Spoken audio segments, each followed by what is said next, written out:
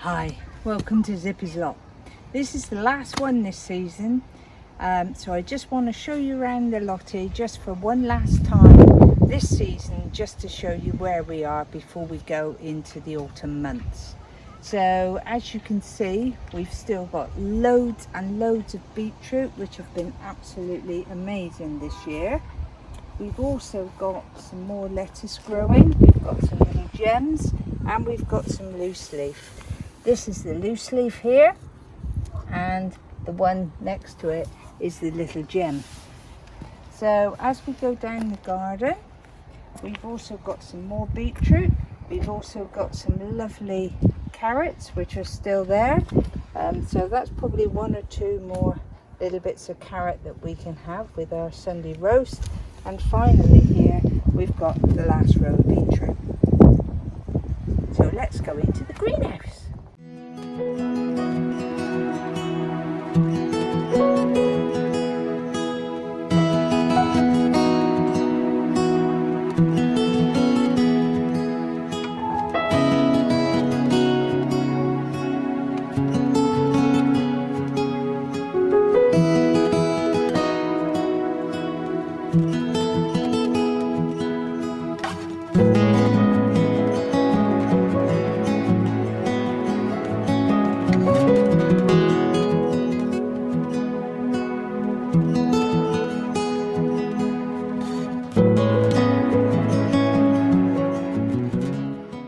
In the greenhouse, we're nearly at the end of our little tomatoes in here. We've still got a few on the vine there, as you can see, so they'll last us another week or so.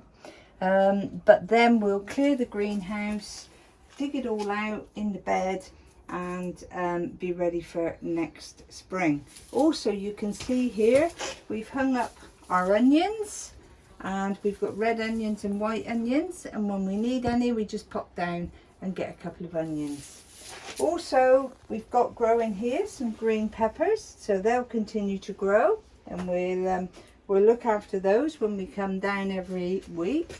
And then finally over here we've got some sweet pea pods, which I've picked off the sweet peas we've grown this year, and as you can see there, we're going to have some lovely new sweet peas ready for next year, and that's exactly what we did this year. So they'll turn into some multicoloured sweet peas, which will be lovely.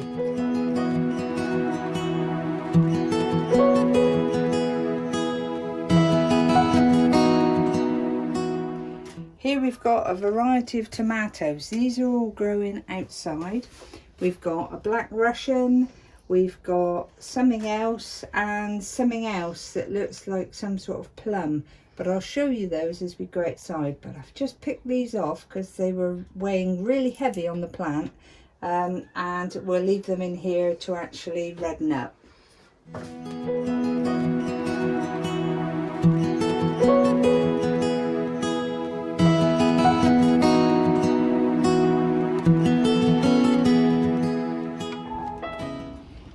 Right, if you remember a little while ago we talked about planting out the leek plants, and here they are. Wow, look at these and how well they're doing. I just actually weeded these today and give them a little bit of water, and they're looking really healthy, so we should have plenty of leeks for the winter. And just here to brighten up this patch of the garden, we've got some teddy bear sunflowers, which are loving it just by the greenhouse. The other thing we've done, as you'll see, the rest of the patch that had potatoes, onions, earlies, and mid-range potatoes, all that has now been dug. All we need to do there is compost that, and then that will actually be covered over for the winter.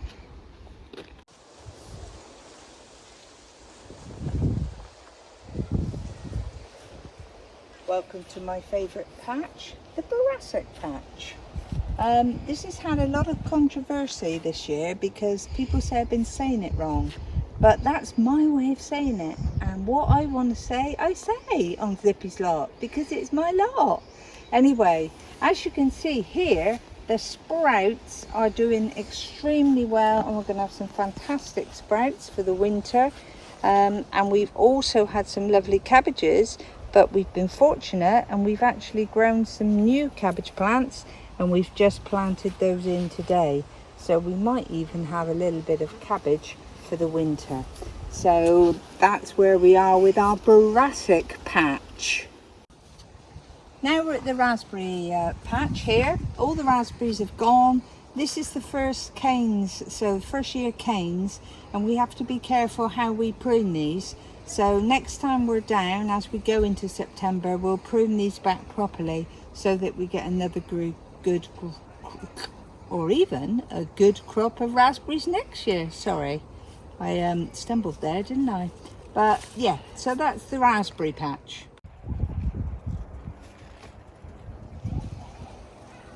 Here we are at the wildflower patch. All the wildflowers now have died off. We've still got some sweet peas growing and still waiting for the pods to fatten up to save the little seeds so we can use them for next year. But what has happened, even though the wildflowers have gone, they have naturally reseeded.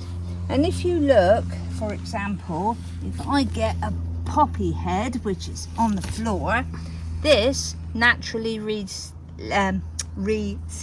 because all the little seeds come out of the little chimney at the top here when the wind blows, and it blows all the seeds across the land where they are. Also the same with these pods, they naturally break open and the seeds get distributed.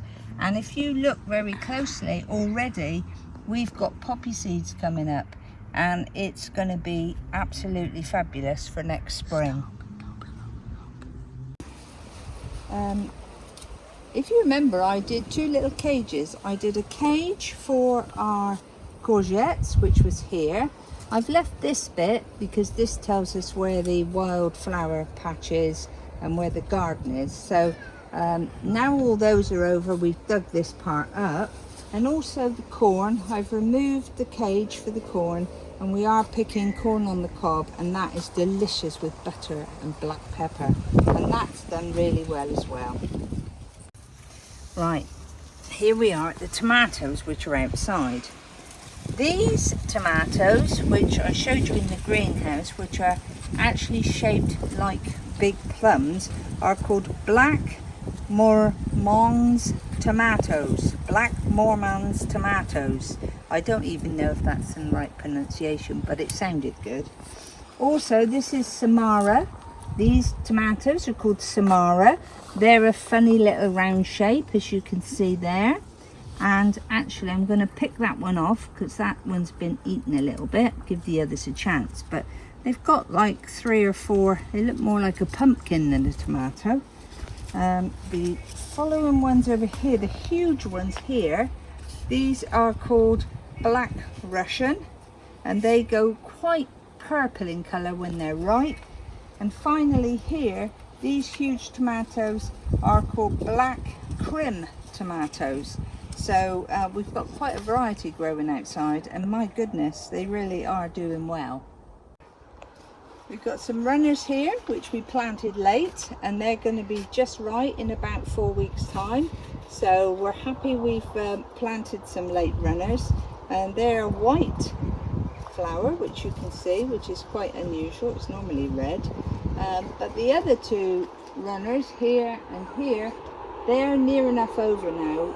There's probably another 1 or 2 meals on there, but not a lot left now.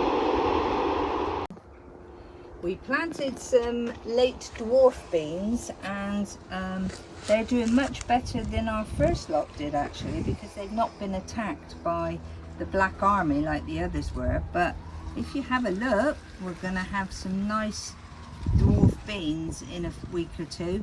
They're doing quite well. So just make sure you keep the slugs away and any nasty bugs.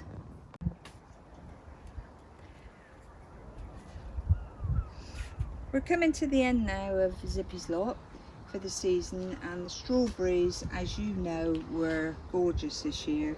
this bed in the autumn will be cleaned out, and the new strawberry plants, which you'll see on the end of these feelers here, I will make sure that those go into the ground next to the old plants, because that will be our first year strawberries. And although we won't get strawberries on those next year, even not last year or this year, but next year, the other plants will give us some strawberries, and that is a continual thing every 3 seasons. And if we just move finally to the end, if you remember, this patch here was a little bit messy, so what we've done, or I should say what Jules has done actually, is weeded and dug all this up, and this has been seeded with grass, so we're going to have grass up here. And next week or the week after, we're actually going to plant some lovely spring bulbs. We're going to plant some tate and some species crocus. Other bulbs are available from other market gardens.